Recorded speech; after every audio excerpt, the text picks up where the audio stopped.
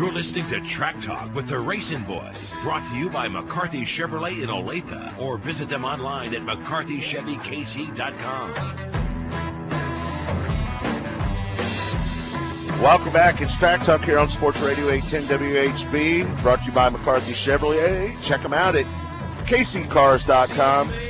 Get a great deal on certified used cars, or better yet, buy a brand new car out there. Great deals, best prices in town. They promise you that. If they can't beat a bona fide offer from another Chevrolet dealership in the area, they're going to give you $10,000. Only at McCarthy Chevrolet, again in Olathe, Rawhide Road, just Santa Fe and I-35. Joining us now on the show is a guy the RacinBoys have known for a long time, and we're happy for the news that came down the pipe.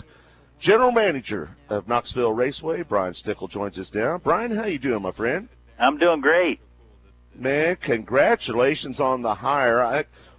First of all, we'll get into how it all came about. I guess let's just start off there. How the heck did it take so long for him to figure out that you're the man for the job is what I want to know.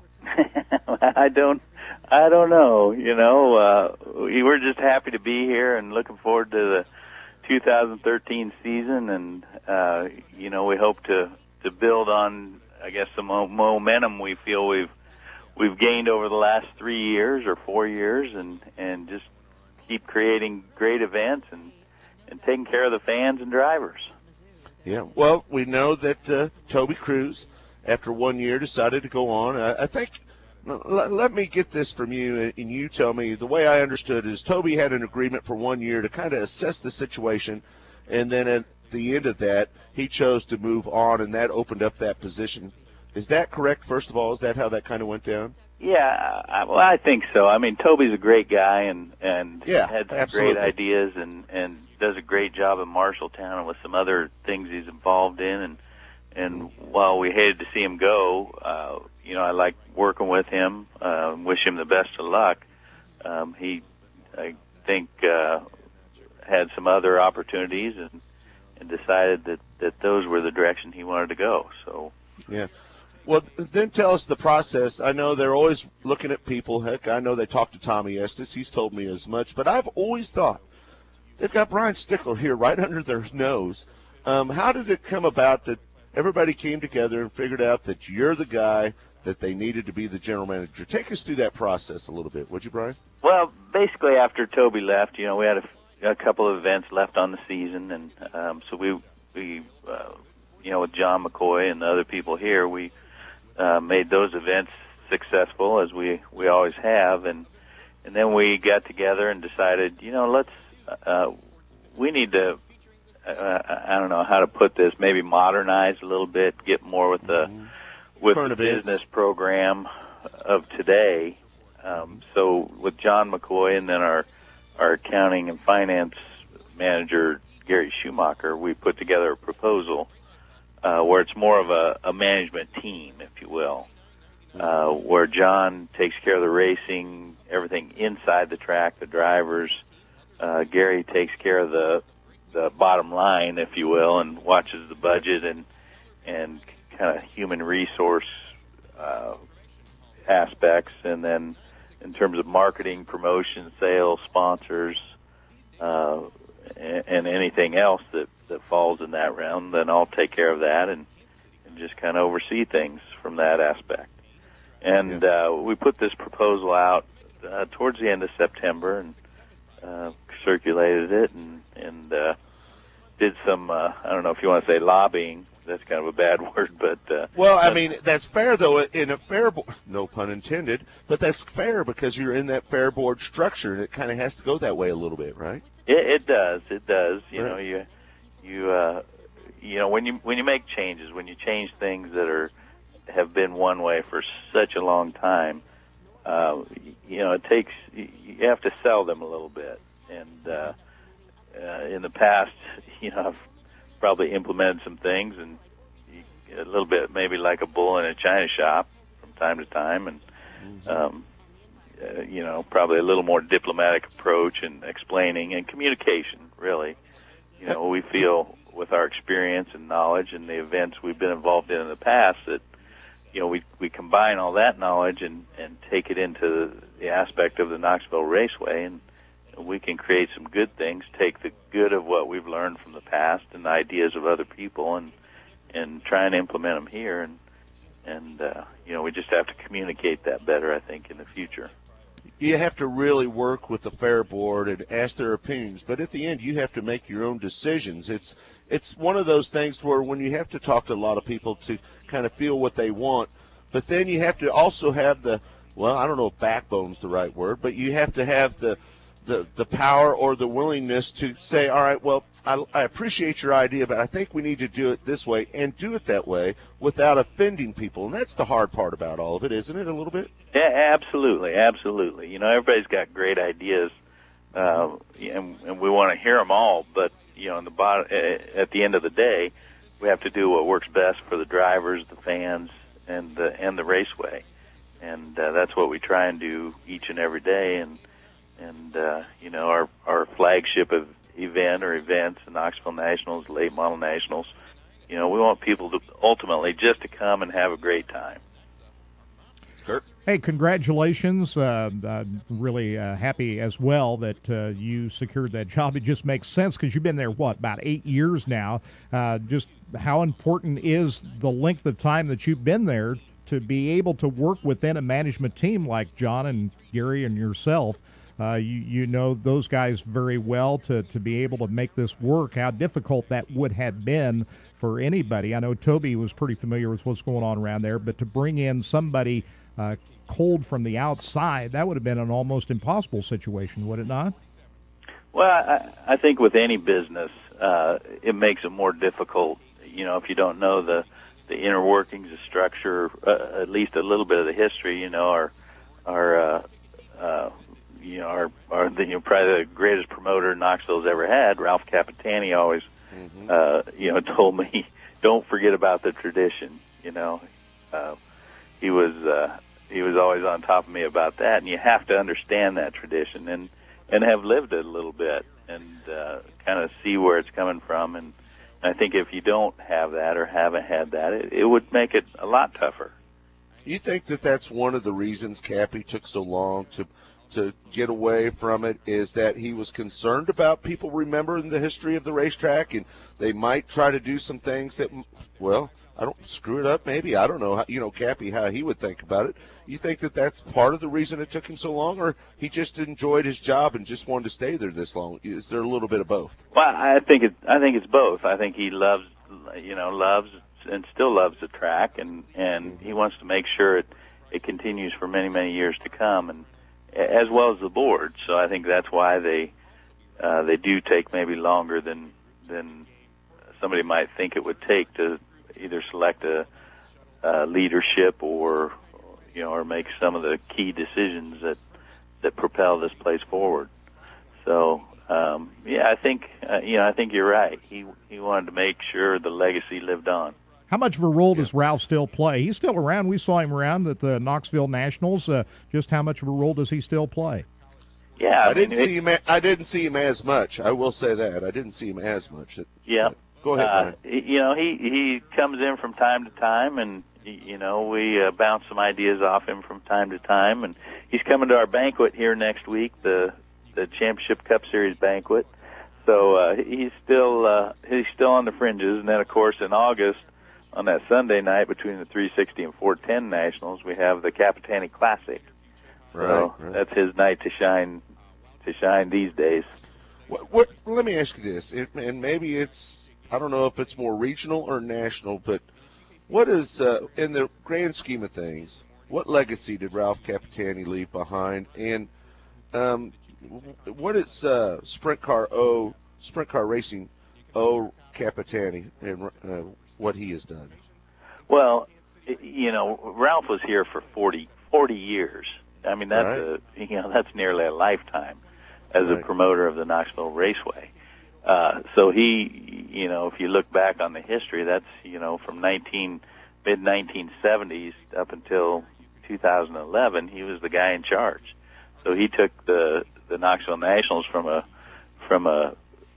purse paying $5,000 to win to $150,000 to win, and essentially made the Knoxville Nationals the biggest sprint car race in the world. And that's a legacy, you know, that it's a huge obligation to continue and live on. And he would tell you that the sport of sprint car racing owes him nothing. You know, he has a great passion for the sport, and I think he's just happy to have contributed and to leave a legacy that's positive and upbeat and that will hopefully continue for many, many, many years to come. You know, it was during that tough 79-80 period when guys were getting hurt really bad because they weren't running with wings. And somebody had to make the decision to change their cars over to wing cars full time. And Cappy he was the man at Knoxville at that time. Yeah, and he told me a little bit about that and how, you know, he had a hard time with that, and you know, he almost didn't want to come to work at times when all that was coming down. And so, you know, the forethought that they had and the vision that they had to make those changes, and you know, amid the criticism that, you know, you can't change the sport like that, but to move forward and do that, you know, that's a testament to their vision and leadership skills and qualities. Yeah, we all remember those times. That was very hard times in the late 70s. 79, for instance, lost a lot of good friends that year, and making that tough decision to go to the wings, that was very controversial at the time. I remember that. A lot of people resisted that, but it was the right move to make, and Ralph certainly saw the vision for that. Just wanted to ask you about the weekly program at Knoxville. Saturday nights been a long standing tradition of weekly sprint car racing in America. Where does that stand today? I know that at times crowds have been down over the last several years. Just where is the future of weekly sprint car racing at Knoxville Raceway right now? The future's still bright, we feel. We're a little concerned about the car count. You know, it's the owners that we're looking for. We need more owners out there.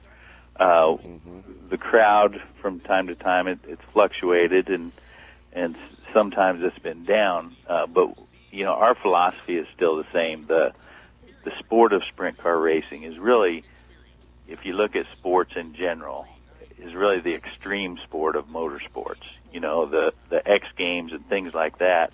It really is. Right. If you relate that over to motorsports, it's sprint car racing.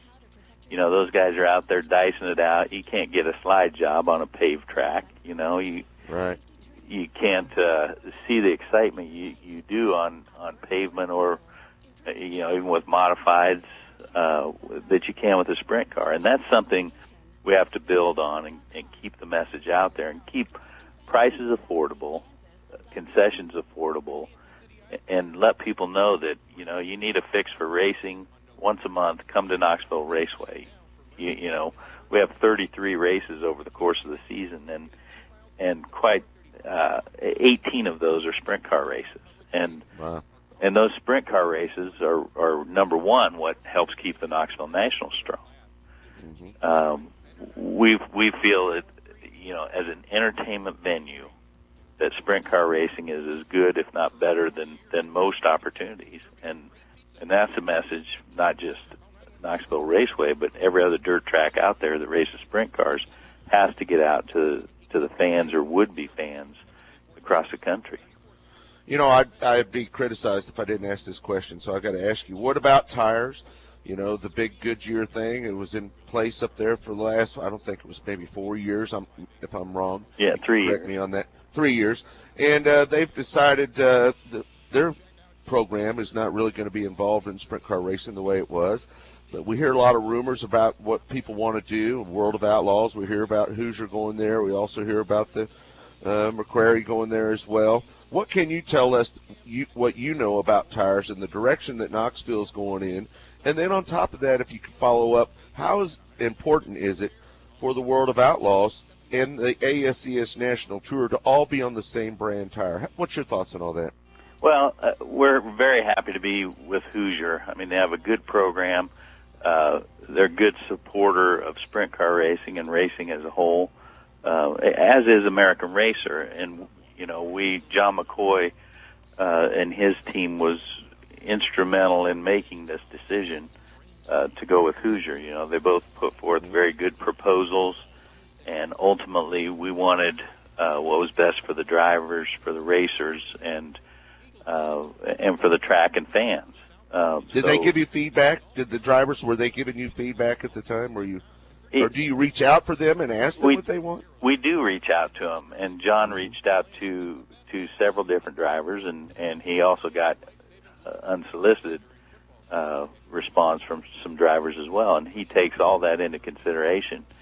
And we feel the right decision was made with ourselves and the majority of the sprint car tracks around the country, and we felt it was appropriate for the World of Outlaws to get on board with that program as well. It wouldn't have been it wouldn't have been good for them to be on a different tire. I mean, with everybody being on Hoosiers, and hopefully we can take it a step further and be on the same Hoosier tires across the country, and that would just make it easier for all the teams.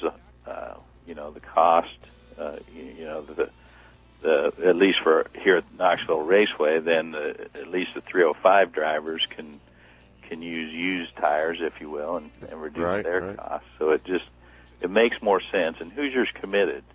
They told us when we came on board that if we get going down this road and something doesn't seem right, they're committed to fixing it.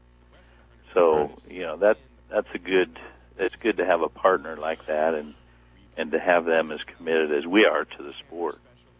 Obviously, ASCS is on the Hoosier tire. Do you talk to the World of Outlaws and try to lobby for them to run the same tire when they're out there searching around? I mean, how much input do you have, or do you have those conversations with the World of Outlaws and ask them what they're doing and express your opinions on what they should do? Well, for the most part, on all that technical aspect of it, I leave that to John. He's the expert. He's been a racer. He's been the race director in Knoxville, and again has that knowledge and solicits that knowledge, and not just with the drivers, but with other tracks as well. So, yes, John is talking to the World of Outlaws with regard to that, and hopefully, they're making, careful considerations and talking to their drivers, and hopefully here in the next week and a half, we can all come to closure on that and get the word out about what's going to happen for 2012 or 13. Final question about tires. This is it. My final question on tires. Was the Goodyear 3-year plan, was it successful? Would you consider it? Because we know a lot of tires blew out. Some people were critical of it. Other people didn't have any problems with them at all. Would you say their time at your track and with the World of Outlaws, would you say that their tire was successful? I would. I think we saw good side-by-side racing with Goodyear.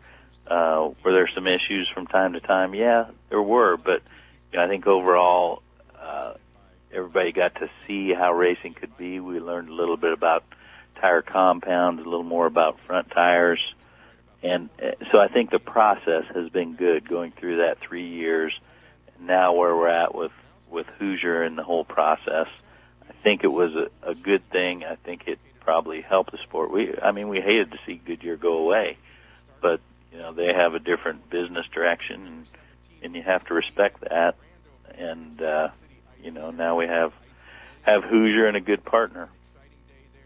Hey, Brian, dirt late model racing for many, many years at Knoxville was a hit-and-miss proposition, always popular for sprint cars. But I remember back in the 70s and 80s where big dirt late model events would be staged, and the crowds didn't show up. That's all changed now with the Lucas Oil Late Model Nationals, now that you build up into a major event.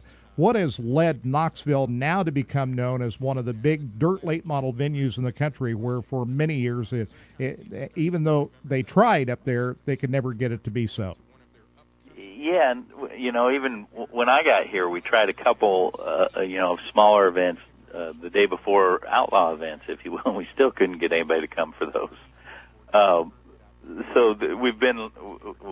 think we've just hit the right timing, the right build-up of the event over the last, 2013 will be the 10th year of the Lucas Oil Late Model Knoxville Nationals, and it started out a little slow, but now every year it's growing a little more. And the best part about it is the racing is awesome. I mean, these guys go at it side to side, and there's passing, every night.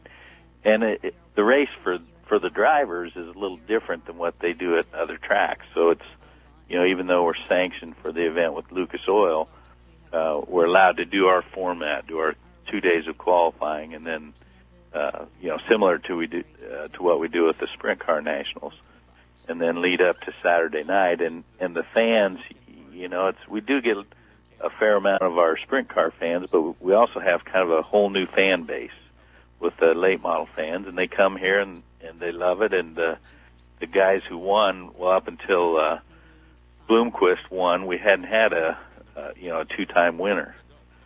So with a different winner over 9 years of racing every year, that helps make it exciting as well. And quite honestly, all the other seasons, points chases are over the time we have that event. So we've looked to moving it to summer, but realistically, it's probably going to end up staying exactly where it is at the end of September, early October, for a long time to come.